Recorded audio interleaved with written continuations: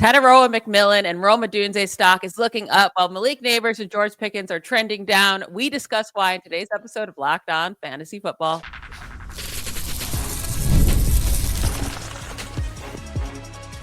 You are Locked On Fantasy, your daily NFL fantasy podcast. Part of the Locked On Podcast Network, your team every day. Welcome into the Locked On Fantasy Football Podcast. Thank you for making us your first listen every day. I'm one of your co-hosts, Michelle Magdziuk, and when I'm not doing this, I'm a researcher and fantasy analyst with NFL Network. And I'm your other co-host, Vinnie Iyer. When I'm not doing this, I'm writing about NFL fantasy and betting for sportingnews.com.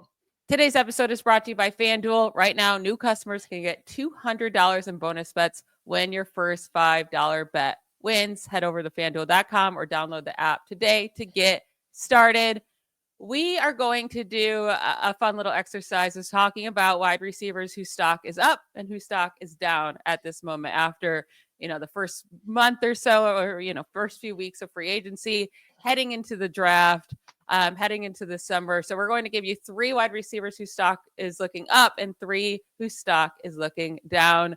Right at the top here, I think when we look at the rookies and this draft class, Tetairoa McMillan, I'm going to call him Tet McMillan from here on out because his first name is very hard to say. I have to say his stock is up because after free agency, there are still a lot of teams, especially those even drafting in the top 10, that still need a wide receiver one. And he could land in a fantastic landing spot. It's not only just the Patriots who are still looking for someone that maybe he goes as early as number 4, but the Raiders, the Panthers, the Saints, these are all teams that could really use a wide receiver and would be really nice landing spots for him.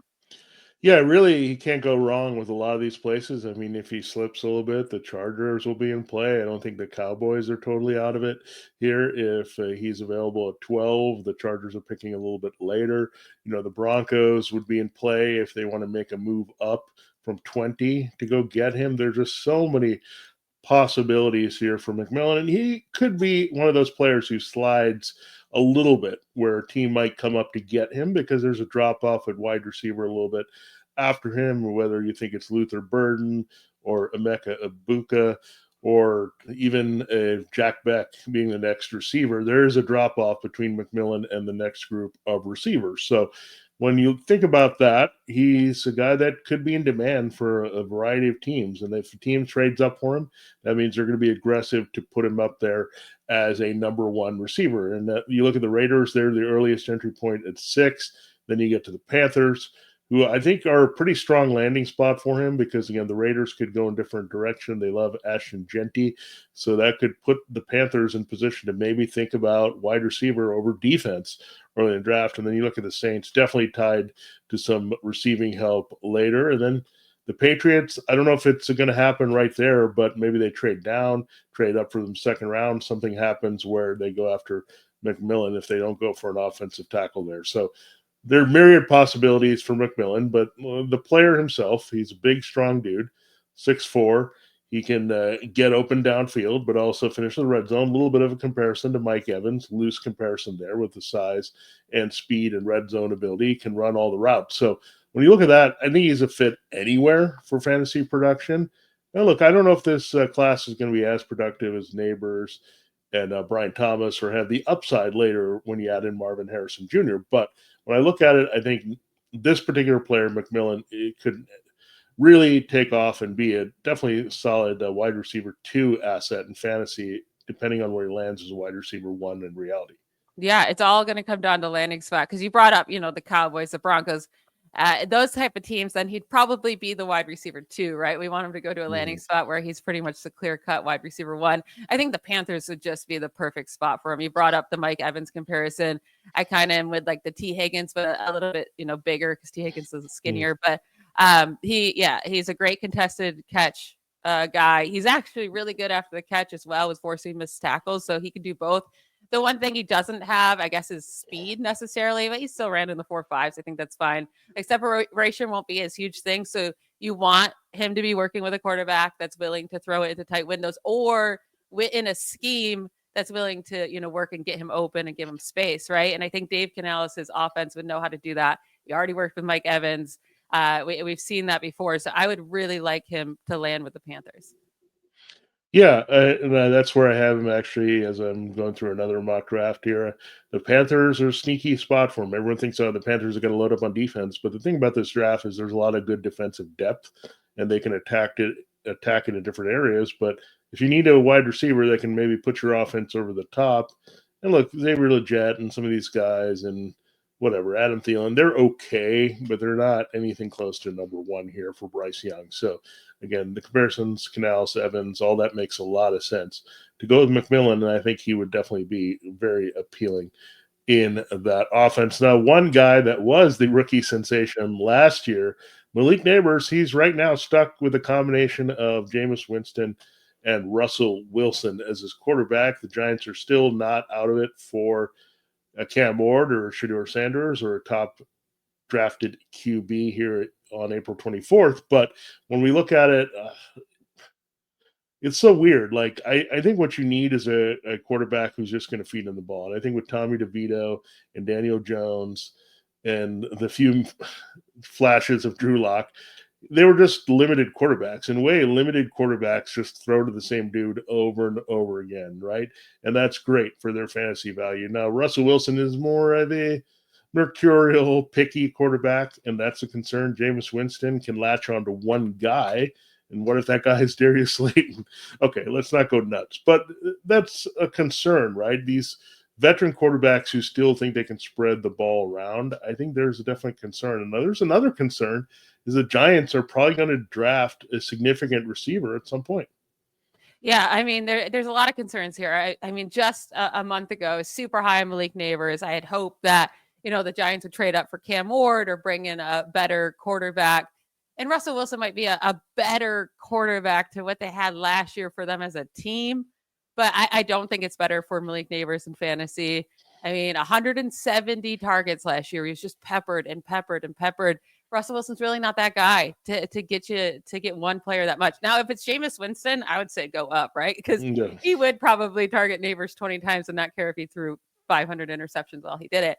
But I just can't see Nabers getting peppered that much with Russell Wilson. The Giants had 591 pass attempts last year. Wilson has not had more than 483 pass attempts in any season since 2020. And 2020 was his most ever at 558. Like, he's just not a guy that you're going to lean on to throw that often. Also, Russell Wilson likes to throw deep or go 3 and out, right? So there's not a lot of passing opportunities overall to get you those PPR points. And then you brought up the Giants could go wide receiver. Like, now, if they're not going to go quarterback at number 3, Travis Hunter is a very interesting option for them, who can play wide receiver and corner and kind of be that, just all around amazing player for them. They probably are really going to consider that. If they add Travis Hunter to this too, now you're talking about an actual guy that can compete for targets against Nabers, already with Russell Wilson, who's not going to get Nabers those over the middle targets that he needs. That's not going to pepper him. I am worried about Nabers at the moment. Yeah, I mean, it's funny. You keep bringing up players and how I've attached them in my mock draft that's in progress right now. I have Ward Sanders going 1-2 to the Titans and Browns. That would leave the Giants to go after the best player available. That's Travis Hunter.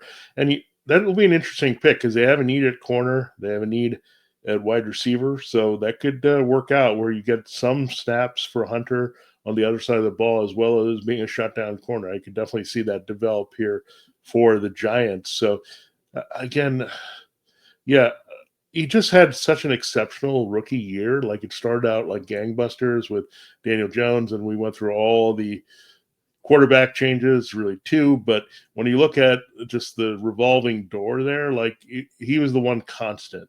Where I think the Giants need to evolve, need to be a better, well-rounded team here if they're going to keep their guys, Brian Dable and Mike Kafka, maybe coaching for their jobs and trying to get this offense on track with whoever they have a quarterback. And I think that's why they were like, okay, we can't wait for Aaron Rodgers. We got to get at least Wilson and Winston here, some veterans who we can do some things with, that we know their tendencies a little bit and can go in that direction. But these tendencies are not necessarily great for what they have. And another guy we'll talk about later, I mean, we thought Russell Wilson is going to be totally great to unlock George Pickens. Well, there was limited results with that. So that is definitely a concern as we go forward.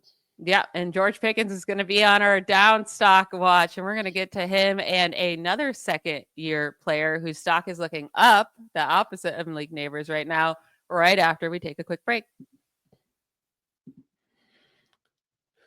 This episode, Locked On Fantasy Football, is brought to you by FanDuel Sportsbook. March Madness is here. It is really mad because we are in the Sweet 16.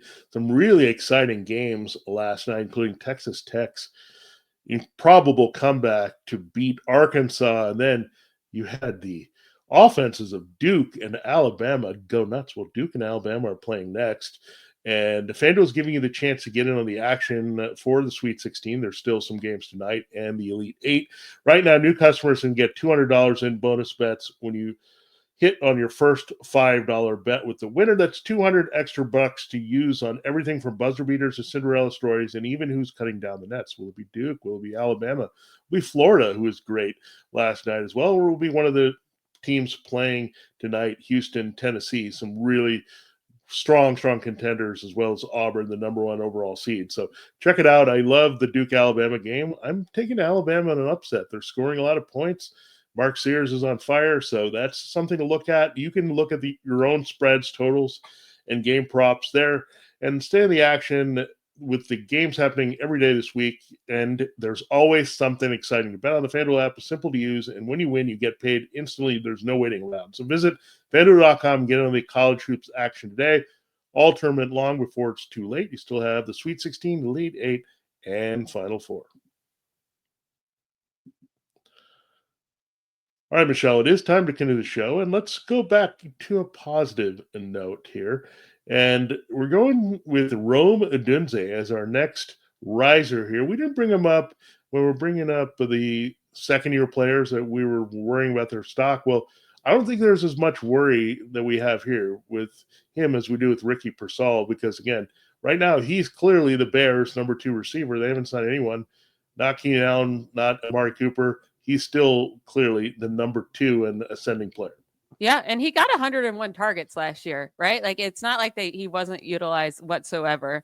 Only 54 receptions. His catch rate was pretty low, but his air yards per target were so high. It was at 13.7 air yards per target last year. That was the 3rd most among wide receivers with 100-plus targets, behind only Calvin Ridley and DK Metcalf. And I do think that role should change for him slightly, right? Like, obviously, we still want him to be used as a deep threat, and I do think he'll be a better used as a deep threat this year with the improved offensive line, giving Caleb Williams more time, plus with Ben Johnson's scheme, that should be better. But we don't want it to all just be deep targets, right? Get him some intermediate, get him some shorter ones, just get him more touches and let him do work with the ball in his hands. And I do think that's going to happen this year when you're losing 121 targets from Keenan Allen and them not adding anyone else. Like, yeah, we think Cole Kmet will get some of those as well. But I do expect a huge, second year from Rome Odunze. Now, I know we're talking about Rome Odunze's stock is up and Malik Nabers is down. We're not going to get that crazy. Nabers is still obviously going to be our much preferred wide receiver in the draft. But Rome Odunze, I mean, he keeps climbing up boards. And how high is too high where you're going to be out on Rome Odunze?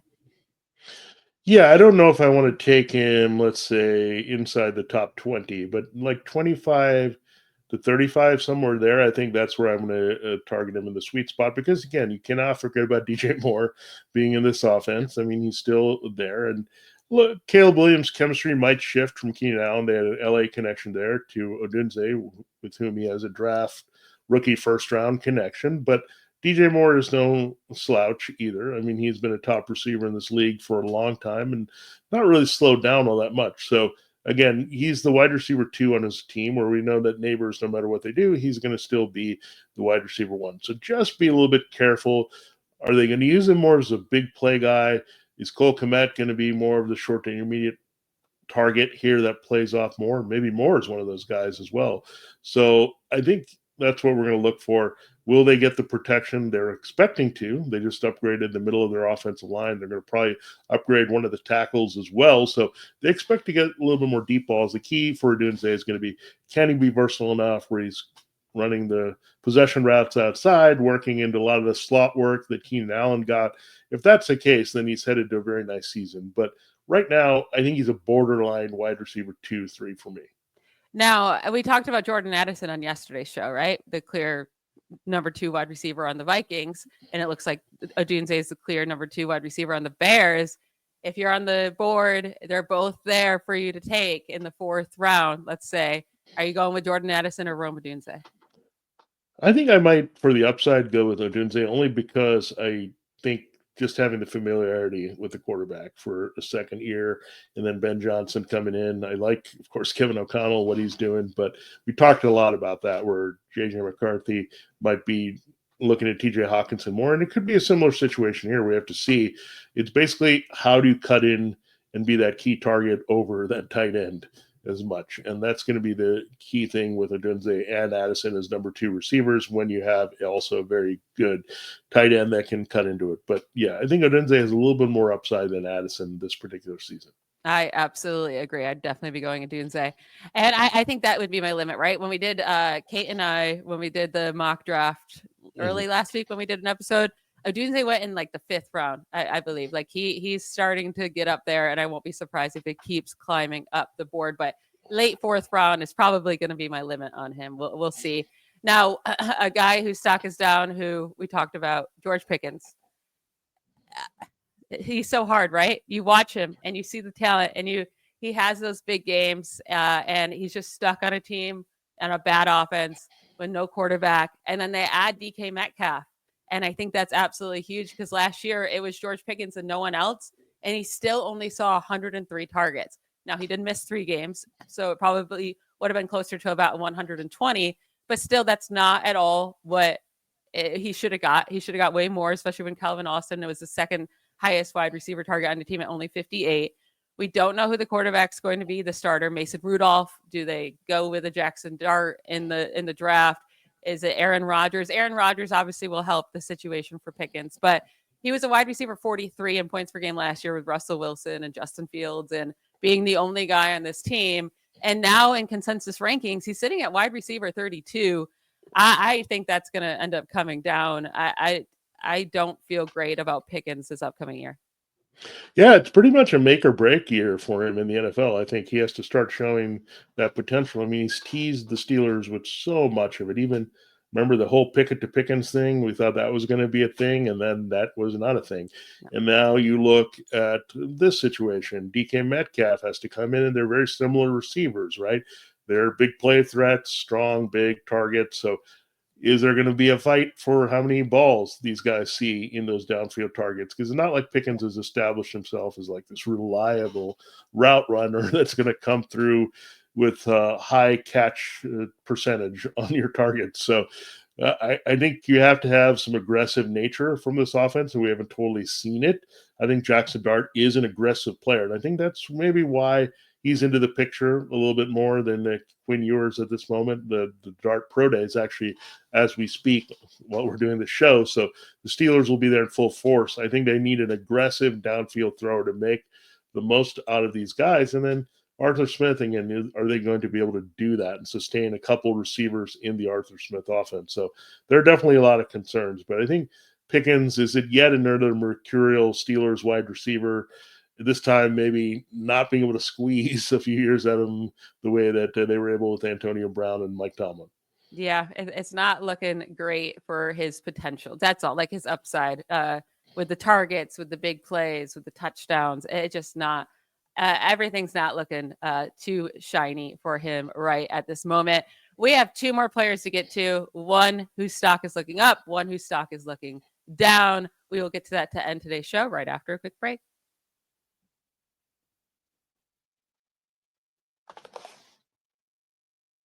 All right, I have a guy I want to bring up that we have not talked about, I don't think, really much at all this offseason. But his stock is definitely looking up, and it's being ignored. It's Jacoby Myers. I think at this moment, like obviously it could go down after the draft if they end up going with, I brought up, the Raiders are looking for a wide receiver 1, maybe they go Tetairoa McMillan, maybe they land Travis Hunter. But right now, Jacoby Myers is a clear wide receiver 1 on this Raiders team with very little competition. I mean, most of the names on this roster at wide receiver, I personally have never even heard of besides Trey Tucker. There's a bunch of random names. So he's in a fantastic spot. And I was shocked to see how many good games he had last year, like how many solid games he had from weeks 3 through 18. Like the first 2 weeks were pointless, but weeks 3 through 18, Myers averaged 12.4 points per game. That's pretty much the entire season. Wide receiver 20 on average in that span. That was the same amount of points per game as Devonta Smith, more than Garrett Wilson, more than Jackson Smith-Njigba, more than Jerry Jeudy during that span. All these guys are being drafted much earlier than Jacoby Myers. Well, Jeudy will be, we don't know where he's going yet. And Myers right now is sitting at wide receiver 41 in consensus rankings. They added Geno Smith. That's going to be a much better passer. They added Pete Carroll, who's a much better coach. And again, they don't have any weapons. And he had 129 targets in 15 games last year. I think Jacoby Myers is in a fantastic spot if the Raiders don't go wide receiver in the first round. Yeah, I don't think the Raiders are going to force adding a receiver here either, because again, they do have a number one receiver. It's Brock Bowers, and it's a pretty darn good number one receiver. I mean, look at their rivals in Kansas City. I mean, this team has basically been awesome with one great tight end. They did have Tyreek Hill for a brief moment, but more working in the middle of the field to certain receivers. And Myers came up as a nice big slot with the Patriots. And what impressed me is that he broke away from Josh McDaniels and that whole offense. It didn't matter. They had two different offensive coordinators there last year. This dude kept producing because he just gets open. He runs routes and he's reliable for his quarterback. And then remember that whole thing about, he can't score touchdowns. Well, now he can do that as well. I mean, that was the whole drought thing that he had with the Patriots. And okay, he's a good fantasy receiver, but hey, he never scores.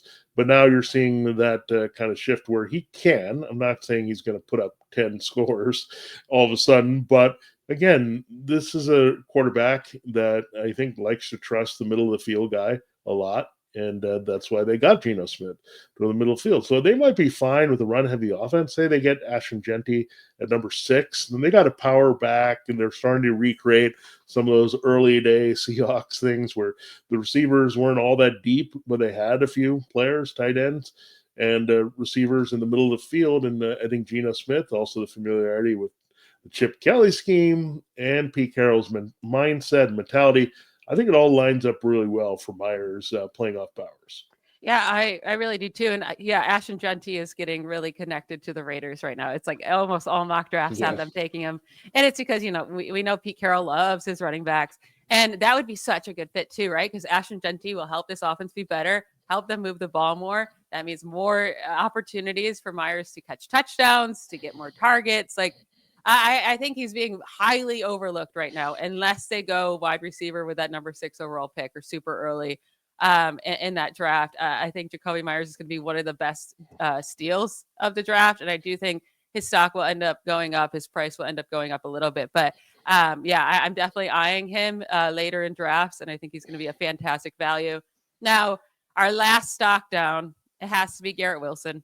And I mean, that's kind of his career at this point, right? Now, each year, he did get a little bit better in 2024 with 11.8 points per game, but still only wide receiver 23 in points per game.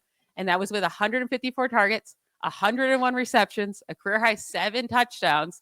And now he's sitting at wide receiver 18 in consensus ranks. But is that even too high? The Jets had 607 pass attempts last year, 5th most in the NFL. There's no way that's happening with Justin Fields as the starting quarterback. No, and I think they're also going to make some defensive improvements here. I mean, they did hire Aaron Glenn as their head coach, so there were some things that actually were working really well in the Robert Saleh system, but then they took away Robert Saleh, took away some of the strengths that they had this year.